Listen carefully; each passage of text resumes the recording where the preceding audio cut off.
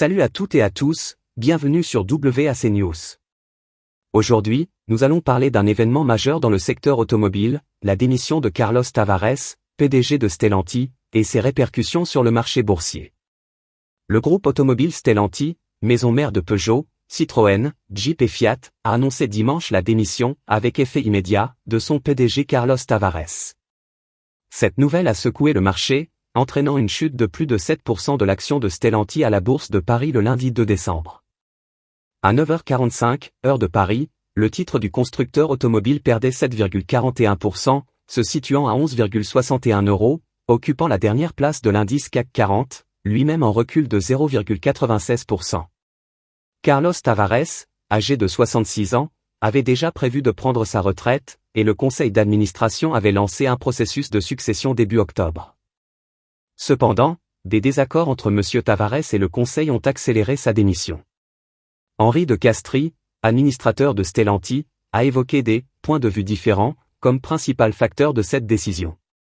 Le départ de Carlos Tavares a été bien accueilli par plusieurs syndicats.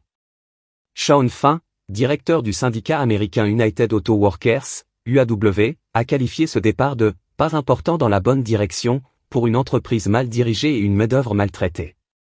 En France, la CGT de Stellantis a critiqué les méthodes de gestion de M. Tavares, notamment les vagues de suppression de postes, tout en se demandant quel sera le montant de son départ.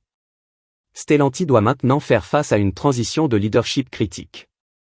John Elkann, président du conseil d'administration de Stellantis, a annoncé que le processus de nomination d'un nouveau directeur général est déjà en cours et devrait aboutir au cours du premier semestre de 2025.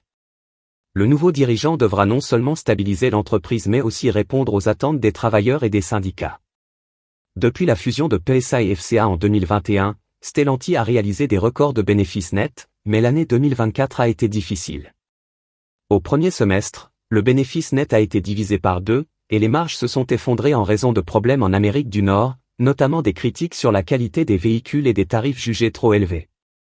En conséquence, Carlos Tavares a dû abandonner son objectif de marge opérationnelle à 2 chiffres pour l'année.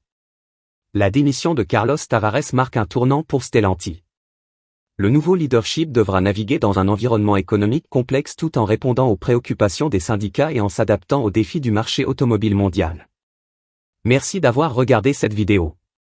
N'oubliez pas de liker, commenter et vous abonner pour plus de contenu sur les dernières actualités économiques et industrielles. Partagez vos pensées dans les commentaires ci-dessous. À très bientôt sur la chaîne.